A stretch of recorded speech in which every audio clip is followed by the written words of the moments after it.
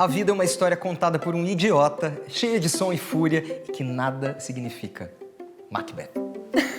Ser ou não ser? Eis a questão. É muito difícil falar isso. Como é que o ser humano fala essa fala? Mas é difícil mesmo. Esse eis a questão é muito curioso, né? Eu prefiro ainda a tradução que tem uma tradução que fala a questão é, em vez de eis a questão. Pô, tá escrito that is the question. Shakespeare fez um trabalho extremamente popular, o inglês como foi escrito. Ainda que antigo para os ouvidos do nativo de hoje, ele era de fácil acesso. Era para uma população que tacava legumes se não gostasse do que estava vendo. Mas, infelizmente, muitas das nossas traduções elitizaram o Shakespeare no português. Pô, o privilégio de traduzir é você poder cumprir a mesma função sem se prender à escrita original, porque já mudou o idioma. Então, assim, eu sou sempre a favor de um discurso popular quando a gente fala de Shakespeare, mas isso é só minha opinião sobre um cara que se comunicava de forma popular e, vamos combinar, conhecia muito bem a natureza humana, né? Opa! E ele é o recordista de adaptações para o cinema. E continua alimentando as telas mais de 400 anos depois da sua morte. E é por isso que a gente resolveu fazer listas com 4 longas baseadas em clássicos do bardo. Vamos começar com Henrique V. Ele foi dirigido e protagonizado pelo irlandês Kenneth Branagh.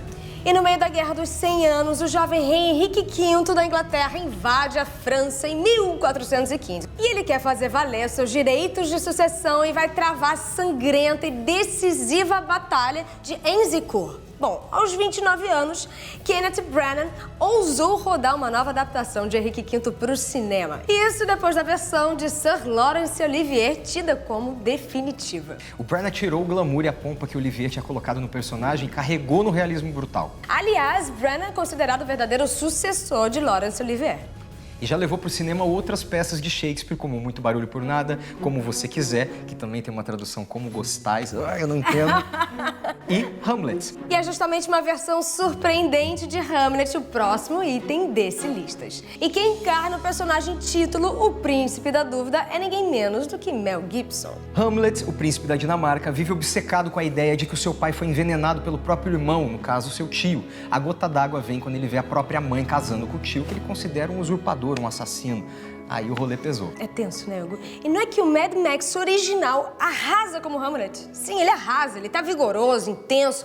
Nesse que, com certeza, é um dos maiores desafios para qualquer ator. E o legal é que o Mel Gibson encontrou um caminho totalmente diferente do Laurence Olivier ou do Kenneth Branagh. Ele oscilou entre a fragilidade e a fúria de uma maneira extremamente convincente. O diretor italiano Franco Zeffirelli já havia assinado outras adaptações de Shakespeare, como A Megera Domada e Romeu e Julieta. Ou você sabia, nessa época, minha mãe era novinha, né? Aí quando ela passava pela rua, ela era muito parecida com a atriz. Aí todo mundo gritava pra ela, Juliet! Mentira. Juliet, juro! Era igual. Léo DiCaprio e Claire Danes são Romeu e Julieta nessa versão que se passa na fictícia cidade de Verona Beach, em meados dos anos 90 do século XX. E aqui o Montec e o Capuleto são verdadeiras gangues disputando o poder, mas com armas automáticas. O diretor australiano Baz Luhrmann manteve o estilo romantista que predomina até hoje nas artes, se você parar pra perceber.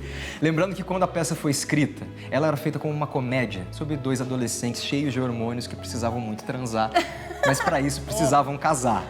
Com muitos momentos fofos, mas tinha muito menos açúcar, era uma comédia. Até por isso, quando o Mercúrio morre, a plateia ficava tão impressionada, porque ninguém acreditava que de fato ia acontecer uma coisa tão trágica. Também por isso, o final da peça era tão mais trágico, tão mais impactante. Ainda assim, era uma comédia. A única montagem próxima disso que eu assisti foi aquela que o Grupo Galpão fez. Ai, maravilhoso. Maravilhosa. Eu vi numa praça aqui no Rio de Janeiro. Você sabe que o Galpão se apresentou lá no Teatro do Shakespeare? Lá no Globo. Mentira, não sabia. E o pessoal de lá considerou a montagem do Galpão uma das mais próximas, mais fidedignas já feitas de Romeu e Julieta. Ai, é muito poético, muito lindo. É lindo. Mas fora isso, a maioria das montagens são um caminhão de açúcar. Tem até musical com trilha da Marisa Monte para adoçar ainda mais a história e o coração da plateia. O Baz Luhrmann envelopou tudo isso com um visual moderno, usou uma trilha sonora pop, o que provoca um contraste bastante instigante. E Romeu e Julieta é narrado como um thriller e pontuado por intervenções de telejornais que acompanham essa hostilidade entre essas duas famílias. Quem viu Moulin Rouge e Vem Dançar Comigo, que são outros longas do Luhrmann, sabe que pode esperar uma direção de arte exuberante. E a gente fecha esse lista shakespeariano com Macbeth, Ambição e Guerra. Respeitando o texto original, essa recente adaptação moderniza a clássica tragédia. Transforma o Macbeth num soldado que sofre de estresse pós-traumático depois de tantas batalhas. Michael Fassbender vive intensamente o papel título, general do exército escocês, que cai na tentação de assassinar o rei para assumir o seu posto. Bom, cumprindo assim a sinistra profecia de 3 bruxas. A atriz Marion Cotillard faz a sua esposa, Lady Macbeth, manipuladora, inescrupulosa. Ela incentiva o Macbeth a seguir esse caminho que é sem volta.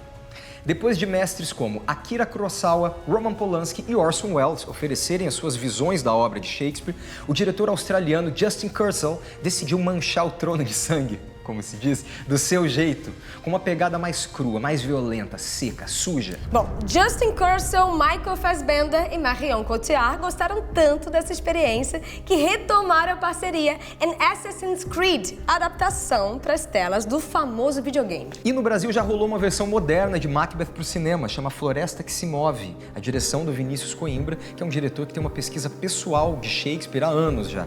No elenco tem Gabriel Braga Nunes, Ana Paula Arósio, um dos poucos trabalhos que a atriz topou fazer depois que se afastou da profissão. Uma pena, né? Ótima atriz. Uma pena, tá maravilhosa no filme e é bem angustiante. Para quem conhece as obras do William Shakespeare, esses filmes vão ser, vamos dizer, um reencontro bastante revigorante. Exatamente. E quem ainda não teve o prazer de mergulhar em suas histórias, por favor, você vai surpreender com a força e a atualidade desses clássicos.